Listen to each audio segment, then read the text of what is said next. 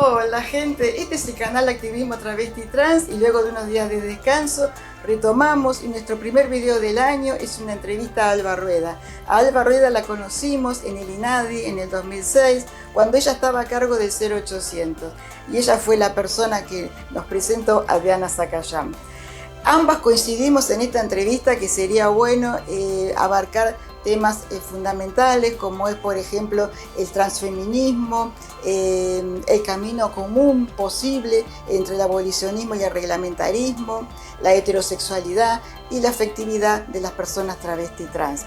Simplemente decirles que si les interesan estos temas, por favor suscríbanse, comenten, me gusteen y denle a la campanita, así van a recibir novedades nuestras.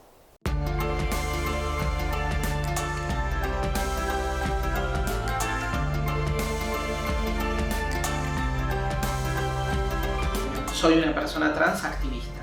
Esa es la definición, la estructura en donde me pienso en el mundo. Fue un anclaje que lo vivo en el cuerpo, lo vivo emocionalmente, definió mi vida a lo largo de los años. Me sitúa en la militancia trans, me sitúa en la militancia travesti, me sitúa en mi país, me sitúa en las desigualdades. Fue la herramienta que me permitió también descubrir un mundo de luchas sociales que me permite repensar el mundo a través de sus injusticias en un mundo emancipatorio, en las posibilidades emancipatorias y también me permitió mi activismo volver a narrarme en la clave trans.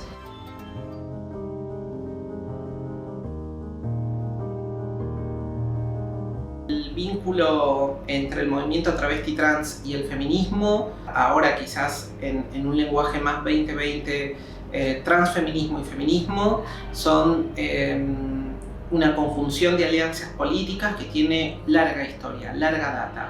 Las travestis siempre tuvimos alianzas con las mujeres, con las lesbianas, con los movimientos disidentes latinoamericanos y del mundo. Esto me trae mucho a la conciencia que incluso en otros lugares también compañeras que fueron gestoras de los movimientos travestis digamos en sus países, situaron la desigualdad que vivimos las personas trans a partir de lo que es una desigualdad de clase, una desigualdad étnica y puntualmente digamos, la violencia institucional sobre nuestras vidas, sobre nuestros cuerpos.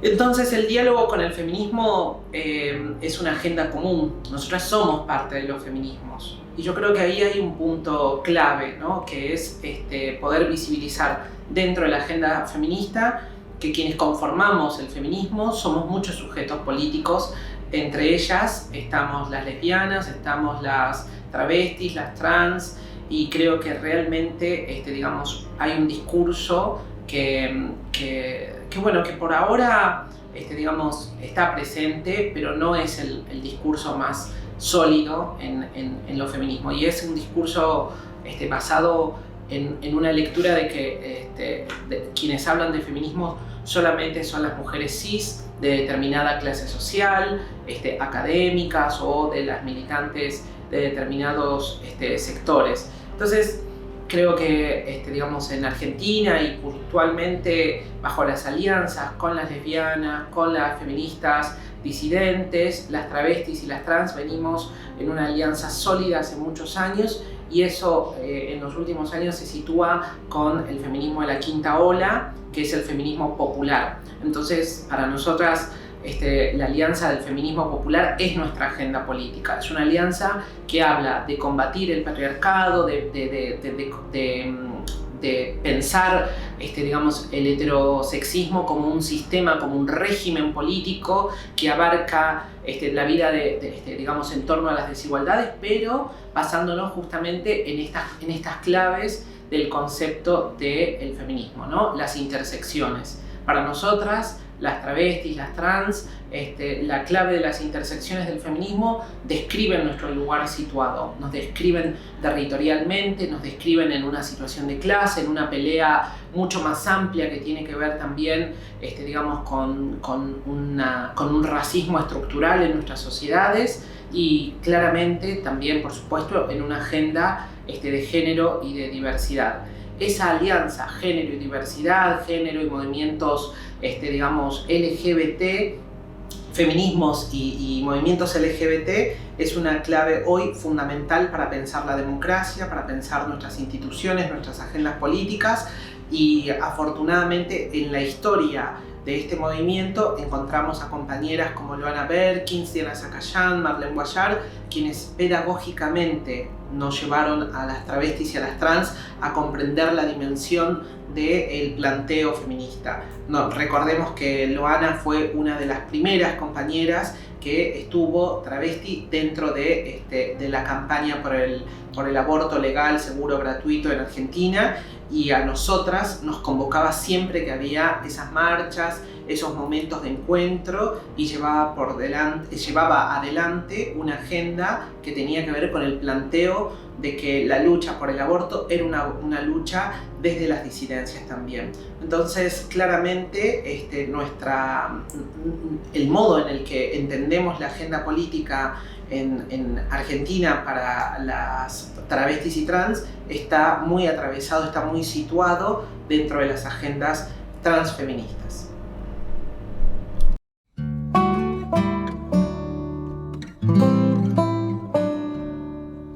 Hay que problematizar un poco más la línea de abolicionismo y reglamentarismo. A mí me parece que hay una cuestión que es un debate de las compañeras travestis y trans que nos debemos dar, y es que efectivamente todo lo vinculado a estas dos líneas sin duda es un planteo político que tiene que ser actualizado. Nosotras no podemos atentar o ponerle un tinte moral a nuestros recorridos de vida o al de nuestras hermanas. Entonces, digamos, no es un argumento, por ejemplo, en la situación abolicionista, no es un argumento desde la moralidad, no es un argumento desde el prohibicionismo, no tiene que ver con la estigmatización, tiene que ver con justamente cómo comprender esa violencia estructurante que lleva a tantas travestis, a más del 80% de las travestis y trans en nuestro país, a haber estado o estar en prostitución. Entonces, ese es el eje por donde se describen. Y las estrategias y las herramientas que tenemos en común, sin duda pueden ser mucho más amplias, pero sin duda una es estar luchando en contra de la criminalización de nuestros cuerpos en la prostitución. Sin duda, digamos, la agenda de los derechos humanos es una agenda que nos sitúa en contra de la violencia institucional, en contra de las coimas, en contra de la violencia machista, y claramente digamos, nuestro objetivo es problematizarlo a partir de eso, de cómo funciona la criminalización de las compañeras en prostitución. Y para eso hay que, digamos, y esa es una agenda común, tiene que ver con la lucha contra los códigos contravencionales, tiene que ver con una lucha contra, digamos, las cajas chicas de las comisarías, tiene que ver con una lucha contra la violencia institucional, y claramente uno de los brazos, digamos, más sólidos, pero también más problemáticos para el Estado, tiene que ver justamente con esto, con la línea del poder punitivo del Estado. Tiene que ver también con cómo se piensa el sistema judicial desde esta órbita. Yo creo que tenemos en eso una agenda amplísima, todos los movimientos sociales unidos, y en eso creo que realmente tiene que ver concretamente con luchar en cómo se traduce esa criminalización en el ámbito judicial. Tantas personas travestis y trans que han firmado papelitos en la justicia para poder irse a dormir a su casa después de haber sido detenidas en un patrullero. ¿Cuántos fiscales digamos, contravencionales han hecho pasear a las travestis en lugares donde no sabían que estaban ni siquiera firmando, donde quedaban, para poder ir a descansar? Tenemos muchos puntos en común para poder avanzar y creo que justamente eso, por eso decía, hay que problematizar también las estrategias que tenemos las travestis y las trans para abordar estos temas.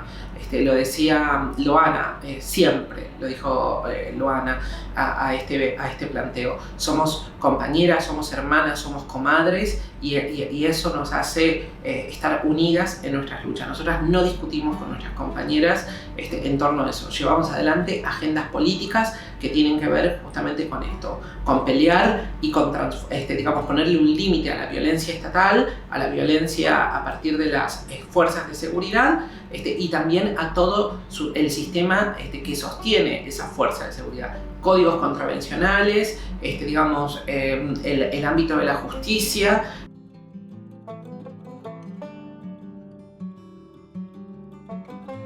Me gusta esa síntesis en las frases que se ven en nuestras remeras, que es: la heterosexualidad es un régimen político. Y el régimen político del heterosexismo no tiene que ver con las personas heterosexuales, tiene que ver justamente con una transmisión del pensamiento y una matriz cultural muy fuerte que se expresa a través de muchas instituciones, de todas las instituciones. Tiene que ver con una matriz de pensamiento que también nos define y nos sitúa en determinados lugares, en los márgenes, en las disidencias, por fuera de lo que es un sistema de valores sobre las personas heterosexuales. ¿Quiénes somos aquellas personas que nos corremos del régimen de la heterosexualidad obligatoria o del régimen heterosexista? Realmente sabemos el costo y la enorme presencia institucional que tiene en nuestras vidas, en nuestros cuerpos, los mandatos en torno al heterosexismo. Una muestra de eso son sin duda sistemas económicos devastadores que para quienes no están dentro del régimen heterosexista nos queda la calle, nos queda la marginalidad, nos queda la exclusión, nos queda las economías informales. Y claramente la expresión de eso es la cantidad de compañeras travestis y trans que están fuera del sistema laboral en nuestro país. No porque tengamos una falta de capacidad laboral, sino porque realmente la perspectiva de quiénes son las personas válidas para ocupar determinados puestos y determinados lugares en nuestra sociedad están basadas también en una lectura no solo de nuestros cuerpos, de nuestras etnias, sino también en una clave de cómo nos comportamos bajo esos valores heterosexistas. El heterosexismo sin duda es un régimen que va más allá de nuestra sociedad y está presente de manera global. Esto hay que decirlo, con una impronta colonialista muy fuerte. Esa impronta colonialista tiene que ver con cómo se mantuvo, y creo que la historia latinoamericana da cuenta de eso, de cómo empezó a extenderse con la noción de Estado, con la idea de conquistadores, cómo se empezó a disciplinar a las culturas originarias aquí, no solamente en base al exterminio, sino también a quienes sobrevivieron, como el mandato heterosexista formateó personas para que efectivamente podamos encontrar un mundo binario, un mundo naturalmente binario. Bueno, esa naturalidad está basada en el exterminio, está basada en el extractivismo económico y también en un tipo de reproducción ideológica que está presente a través de los valores de nuestra sociedad. La noción de familia, el mandato hacia la maternidad de las mujeres, la criminalización, la estigmatización, patologización, todas las expresiones del Estado en contra de las disidencias son representaciones y expresiones también de esa matriz cultural, política, económica, que es sin dudas un sistema que busca el exterminio de quienes no estamos alineados en esos valores. El heterosexismo entonces y la heterosexualidad no tiene que ver con la elección individual de cada persona, sino está vinculada también a las validaciones institucionales que tenemos por ser quienes somos. Entonces, nuestros planteos, la agenda política de las travestis y las trans en nuestro país es claramente también tener como una agenda en la centralidad, digamos, la dimensión y problematizar la dimensión de ese régimen político. Es sin duda uno de los mayores objetivos y anhelos que tenemos. Tiene que ver con despatriarcalizarnos y con despatriarcalizar nuestras sociedades también.